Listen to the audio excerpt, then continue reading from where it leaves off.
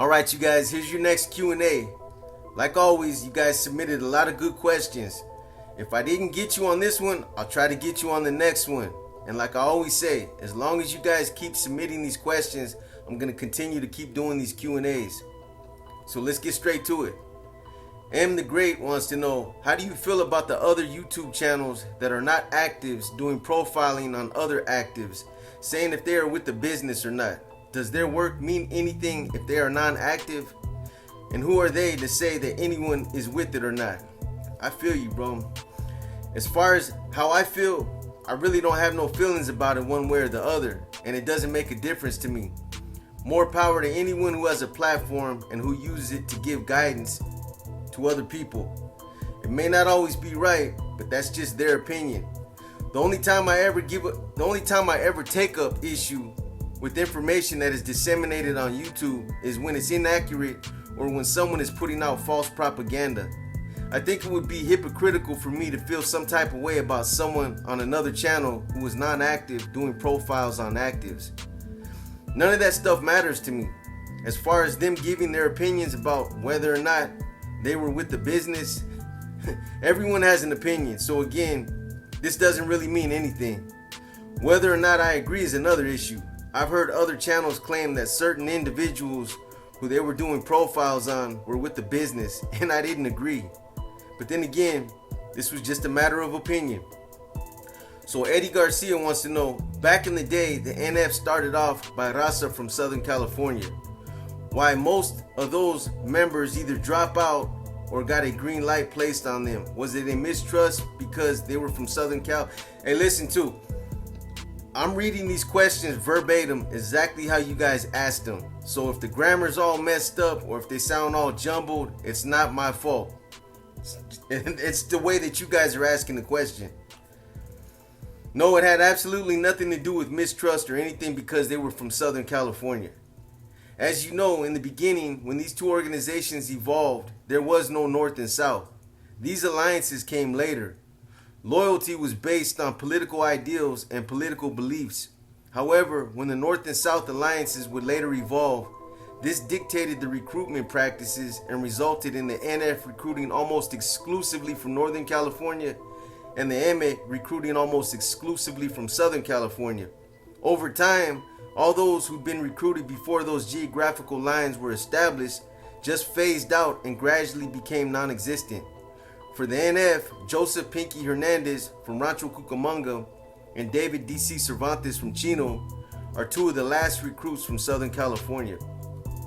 So Don Miguel Gonzalez wants to know, I watched a profile you did on Crazy Rudy, MA, and how he was schooling the youngsters and the approach he was taking with these individuals. Did you have individuals approach you with the same way, with respect? Besides your mentor, as you were becoming more involved with the O, any individuals during your time that really stood out on the way they schooled and approached the younger Norteños? Of course, I'm telling you, like I've said before, there's a lot of parallels and similarities between these two criminal organizations. The way they indoctrinate, some of the recruitment practices, how they operate, their street functions, etc., etc.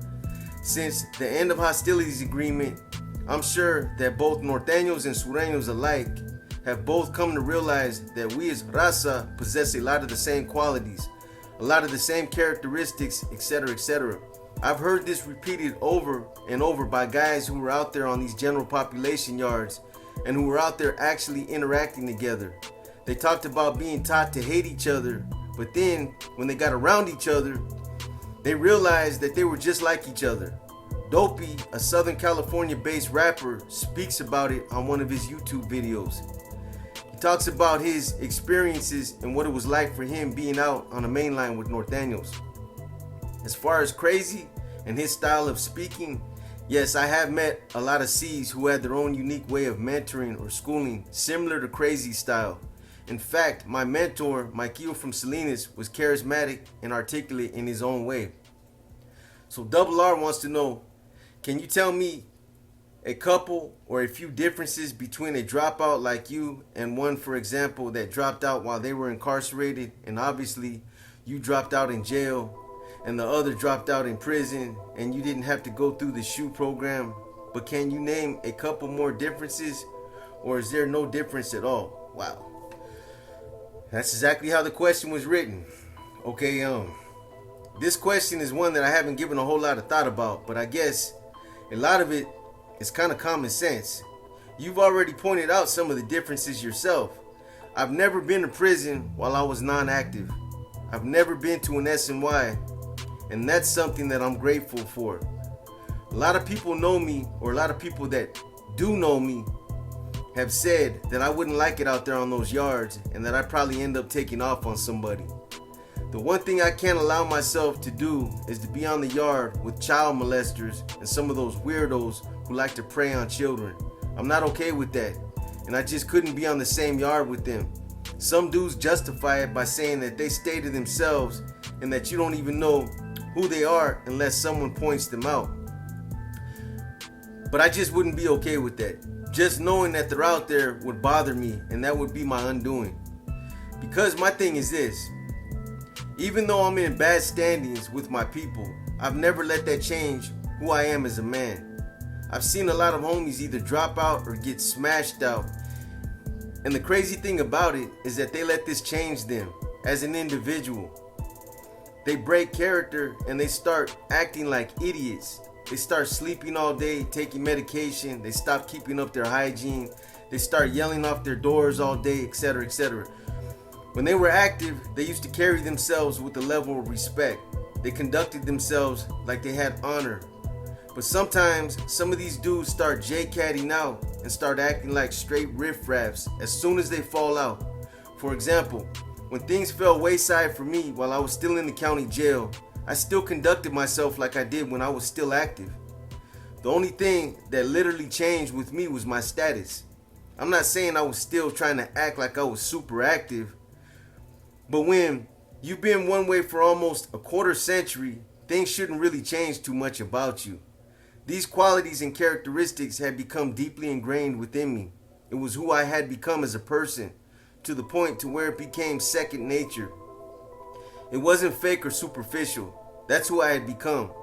I still woke up every morning at 5, rolled up my mattress, cleaned my cell, and conducted myself like I always did.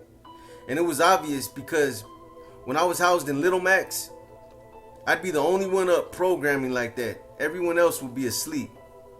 One of the other differences between someone who's become inactive in the county jail from someone who goes inactive in prison is that these guys in the county jails haven't formally been debriefed. Not everyone who goes inactive in prison debriefs either, but if they're gonna do it, prison is where it happens. One of the other only things that I can think of in regards to some of these guys who get involved in these dropout cliques. I imagine that the county jails are also recruiting grounds for some of these dropout gangs, and that some of these guys get pulled into that stuff in the county jails. But I just think that this is more prevalent in prison. That's about it right there, brother. At the end of the day, a dropout's a dropout. PCs and degenerates are pretty much all in the same boat. So Stand Firm wants to know, if a regular civilian ends up beating up or killing a carnal or NR in a fair fight, would they leave them alone or still go after them? It all depends on a few things. Every scenario is different, but let's start with some of the more common, more basic scenarios that I've seen happen before. Getting beat up by a civilian, I've seen this play out two different ways. I've seen the civilian get retaliated against, and I've seen it just end up with the C who's involved get their ass whooped, and that was the end of it. Like I said, every scenario is different. A lot of the time, it's just going to depend on whether or not the C that was involved makes an issue out of it. If it's a situation where he feels like it's something he wants to pursue and knows where the individual is that he got into it with, then more than likely that individual is going to get retaliated against. So JR wants to know, how was it having a conversation with the MA member? Was it awkward at first? What was the first time you had a conversation with an MA member? No, the first time I had a conversation with an MA member wasn't awkward at all. I believe the first time that this happened was when I was still an NR member in Pelican Bay. I was past the whole enemy thing in my mind, and by then I understood the importance of maintaining a strong line of communication with others around me, including the opposition. Pelican Bay was an ideal environment when it came to learning how to polish up on your communication skills. especially your PR, public relations skills, etc., etc. Later on, when I would evolve into a leader, communicating with the opposition or MA members, to be more specific, became vital, and it became an imperative part of being an effective leader. Sometimes I had to communicate with MA members to resolve issues that might have developed between a homie and maybe a sureño, or for just other reasons that might have been necessary, that might have made it necessary. But it was never awkward for me. Most of the time, these guys conducted themselves like professionals. They were intelligent dudes that knew how to communicate themselves. As far as the first time, I believe it was probably sometime around 1992 in the Adjustment Center at San Quentin. I spoke to several MA members on death row that included brothers Ronnie and Hector Ayala, Alfred Chato Sandoval, and another well-known MA member who was on death row, or who wasn't on death row, Mike Acha Eisen. Speaking to these guys wasn't awkward at all, as they all carried themselves like true professionals. However, the thing that kind of made it awkward was that they were trying to broker a peace treaty to me and Mikeo from Salinas. They were really pushing hard for a peace treaty back then. This was the first time that there was any discussions about a peace treaty or a standstill. I believe MA leader Benjamin Topo Peters stood behind this, but me and MC told them that we weren't at liberty to discuss anything like that with them. At that time, we just didn't have the authority to do that. That's how Rafa from Fresno ended up getting caught up. I mean, that's something for leadership at the highest levels to make those kind of decisions on. Like I said right here, this is when old man Rafa got caught up for trying to broker this agreement with then Governor Pete Wilson and his advisors. Rafa did this without letting Bibi and the rest of the OGB know what he was already involved in, and later he would get charged with treason. So McGee 40 wants to know, you ever going to do a profile on Lencho, on where he's from and how he ended up being NF? From what you have talked about, sounds like he was a sleazy dude. Just wanted to know how he climbed the ladder. Yeah, even though I don't think he's worthy enough to have a profile done on him, I'll do a profile on him sometime anyway. But for now, let me just say this. So for those of you that don't know, Lencho's from a neighborhood in San Jose called the Horseshoe. I don't remember exactly when he became an NF member, but I believe it was sometime around the late 80s, early 90s. Lencho's whole claim to fame came back on July 4th, 1990, when him and another NF member by the name of Victor Sleepers Escobar were involved in a stabbing on a suspected informant named Tony Little Weasel Herrera. After attending a barbecue at Kelly Park, James Cripple Jerry Salazar passed on a directive to Sleepers to follow through with killing Little Weasel. Sleepers and Lencho then lured Little Weasel away from the barbecue, and Sleepers then stabbed him multiple times. Thinking he was dead, a message was then facilitated to leadership in the Bay that said Little Weasel was peddling daisies.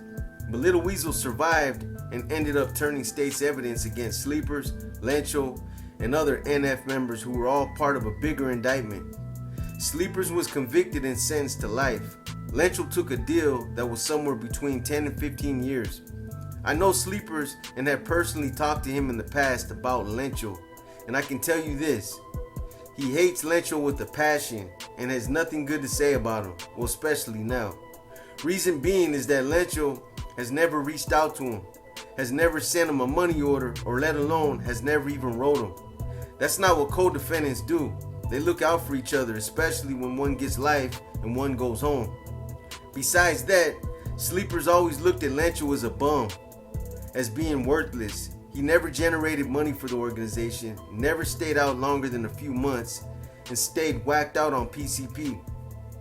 But none of that matters now. Lencho's on bad standings and is now on an SNY. And from what I've heard, he's one of the biggest crybabies in CDCR.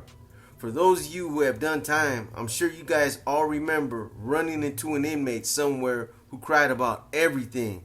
His shoes, his blankets, his meals, etc., etc. And when they didn't get their way, they were compulsive grievance writers, always writing 602s. That's Lencho.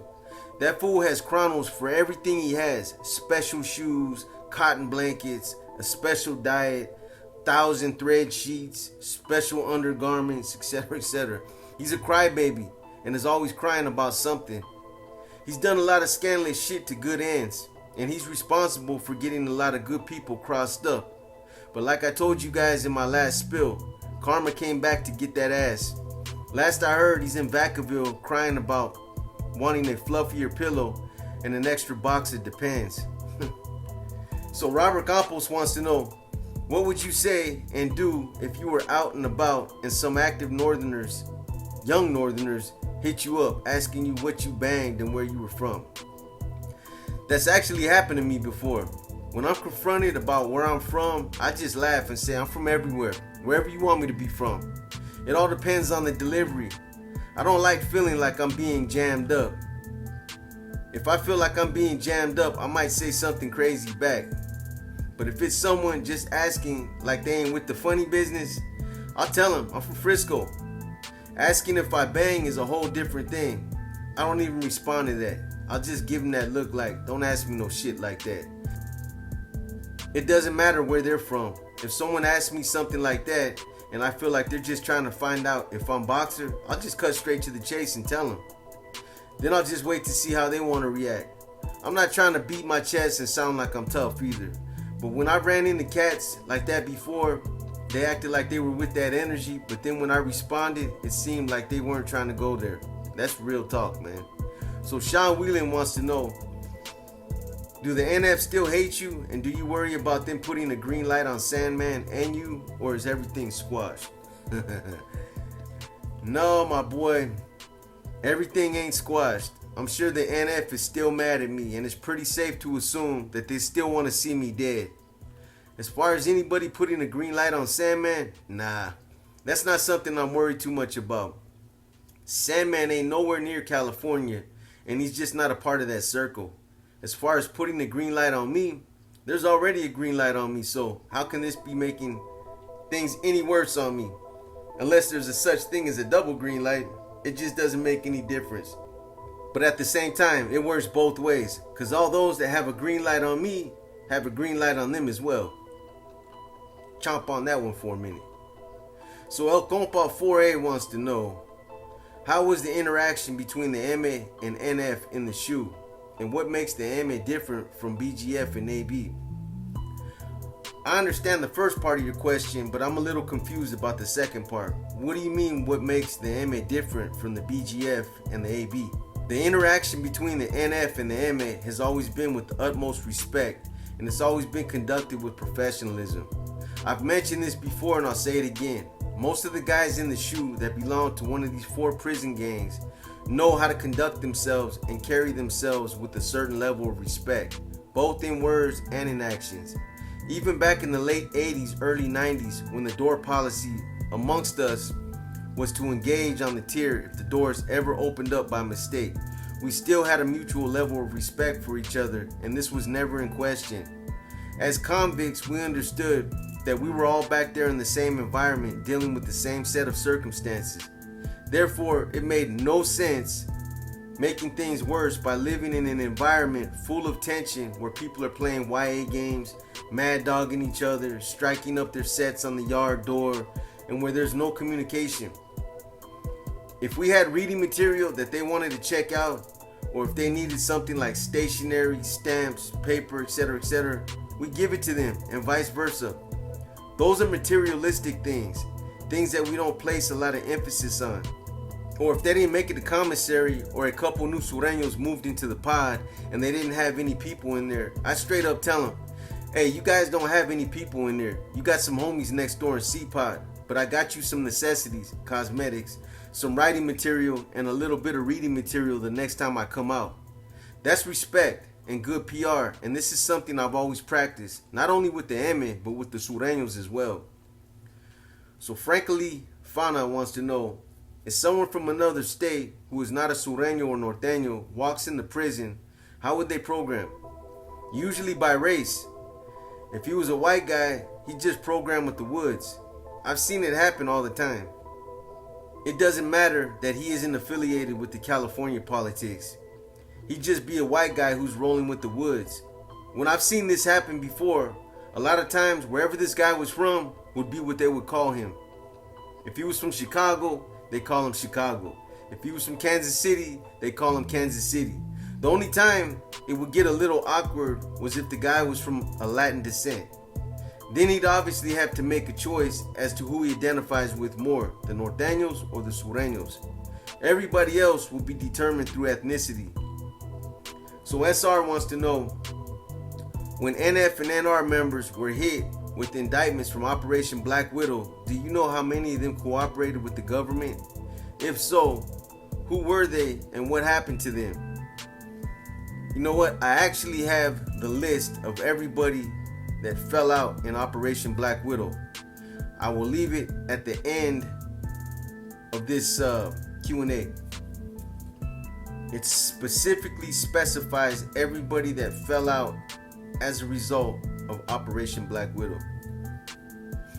But anyway, let me answer this question before I dug up that BNL list. Now, I don't have the indictment right here in front of me, but I can tell you now that more cooperated than those that didn't. That's the way it always goes. I know people would like to think that the numbers would lean more towards those that honorably stood strong and held their mud, but unfortunately, that's just the way the cookie crumbles. So Rodrigo Blanco wants to know, what was the toughest decision you ever had to make in your career during your NF tenure? This is an easy one right here. By far, the most hardest or toughest decision I had to make during my NF career was the decision I had to make after the NF dropped the hammer on me. The decision to drop my loyalty and turn my back against the organization and against all those people who at one time I was willing to die for. It's hard to turn your back on something you've truly believed in for so many years. It's not just something that happens overnight or from one day to the next. So Rasa Fool wants to know, say the person holding the BNL list doesn't like someone out on the streets. Couldn't they just add names of people they don't like or have funk with? Does it have to go through some type of approval system before anyone gets added to it? Yes, this is something that could definitely happen, but a seasoned leader or an RC, regimental commander, knows how to take precautionary measures to prevent something like this from happening. What I used to do is I would have a duplicate copy made for the purpose of cross-referencing a name. One of the other things I personally used to do is I'd occasionally look at the BNL myself so as to make a mental note of all those names that were on the list, or more towards the end of the list. Nobody's memory is obviously good enough to remember all the names on the list, but this is the thing. Being that the BNL is written in mini writing, it's almost impossible to interject a name somewhere in the middle of the list or anywhere except at the tail end of the list. So I would always pay close attention to all the names at the very end of the list, as that's where it would have to be penciled in. Another strong trait of a good leader is to just try to maintain some type of memory of who's in bad standings and who's still in good standings. Like I said, it's almost impossible to remember everyone, but sometimes it helps just to make mental notes. As far as going through some type of approval system, the only approval system it has to go through is through the RC who's there in that household. He is the only one authorized to add or remove someone from the BNL, as he is solely responsible for anyone hit or taken off of that list while he is there. So Bay Area 5.7 wants to know, what are your thoughts about the organization pretty much putting Bobby Silent Lopez on the shelf and not allowing funds to be trickled his way, as well as the other two for their sacrifices? But yet, this latest filter is calling on him to stand in unison with the feds and their agenda. I think it's another form of hypocrisy. I campaigned hard to get these brothers their own regiment so that they could become self-supporting on death row. But this request was emphatically denied. I can't even think of a reason that would justify their position on this, and as much as I don't want to admit it, I believe it all comes down to money. Those brothers made the ultimate sacrifice. They threw themselves on the sword and gave up their lives for the organization, only to be turned on. I know Silencio myself, and I know he's a loyal and dedicated Familiano. But I think that would leave a bad taste in anyone's mouth. I mean, there's two ways you can look at this. On one hand, you can say that sometimes in this lifestyle, things might not always make sense to you, and that you can't allow this to discourage you. That you still have to remain steadfast and committed to your obligations, no matter how egregious things might appear. That's the spirit of the unshakable and unwavering Familiano. But on the other hand, you can also say, how can you expect genuine loyalty in some of the most critical situations like the one here, where there's a rift that's threatening to split the organization into two separate factions? Why should Silencio opt to continue being loyal to a leadership that's already demonstrated what his best interest means to them? And this decision can have grave consequences for Silencio in his future. If he stands in unison with the federal branch, then he makes himself a target within the state branch, and all his allies are 1,000 miles away. Like I said before, this isn't an appealing undertaking, even for the most staunch and resolute believers. So why should he feel obligated or compelled to place his loyalty back in those who kept his water off? My guess is he'll ride it out with the state and either go down on the wrong side of history, or he'll just be one of the more noteworthy names in history that elected to split from the former leadership. One thing's for sure, remaining an active part of the state-led NF leadership will always place them at risk of getting caught up in a federal indictment and getting shipped off to a federal prison. This is a reality that state leadership is going to have to live with for the duration, and we all know what's going to happen if they end up on that side of the spectrum. The Martin 9400 wants to know, besides the guy that claims he beat up 12 NF members blindfolded with one hand tied behind his back, what's the most ridiculous story you've heard told on one of these YouTube channels? I've heard so many I wouldn't even know where to start. I think if I start checking them off my list, people are going to start catching lugs and thinking that I'm taking shots. So I'm not even going to go there. I'll just keep it in general terms. I've heard people tell war stories that I knew were bullshit. I've heard other guys talk about stabbings, physical altercations, and melees that they were supposedly in, and I knew they were lying. I've heard others claim that they were a part of leadership circles or that they ran different yards knowing that it wasn't true. It's almost like some of these dudes forget that some of us know better and that some of us know their history. I guess it's all part of creating a fake facade to help grow their channels, or that they just feel like they need to live up to a certain image to impress their followers. My thing is this: why lie about it? Everybody can't be a leader. Everybody wasn't a part of those circles, and some of them just weren't that tough of a guy that they're trying to portray themselves to be.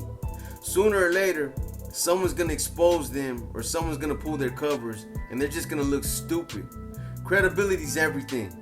Once you lose that credibility and you can no longer stand behind the things that come out of your mouth, then nobody's gonna want to listen to the lies and all the fabricated stories that you've been telling. That's why I've always been transparent, and that's why I've always been emphatic about being factual. If I can't prove it, and if I'm not confident that it's based on facts, I won't even put it out there.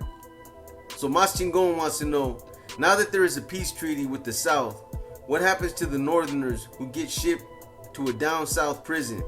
Do they still have to get off and go to the hole, or can they program on the main line? No, the peace treaty nullifies this. All those prisons that were deemed no good because of the conflict will be rescinded or taken off that list. These things should have been addressed by the GOP, General Pintas, and I'm sure they have been. The only prisons that I've heard about that were all bad were the ones that were designated 50-50 yards, and these were level 1s and 2s. This wasn't because of the wars between the Norteños and Sureños. This was because of the yards that were being merged with active and non-active inmates. With that said, this concludes this Q&A, but continue to submit your questions, and like I always say, I'll continue to do these Q&As as long as you guys keep submitting the questions. Also, for those of you who want to participate in the raffle, hurry up and get your tickets in. The buy-in was dropped to $10 instead of the original $35. This was changed prior to anyone submitting tickets, so it won't affect anyone. I apologize for that. I should have been more involved and I wasn't. There was a miscommunication, so it's down to a $10 buy-in now. We have about 10 more pairs of Jordans we're raffling off, so don't miss out on that. Our artwork that we're selling will also continue to be posted. This was the first time we ran these, so there was a little confusion in the beginning, but all the kinks have been worked out now. Lastly, the signed books will continue to be sold for a couple more weeks. So if you're interested, shoot Sandman an email. Shit, you never know, man. When Boxer dies, those books might be worth some money. So you better get one. But anyways, thank all of you for continuing to support us. We have a lot of good ideas that we're going to be incorporating in the near future as a form of appreciation to our viewers. So just keep checking our community section for updates.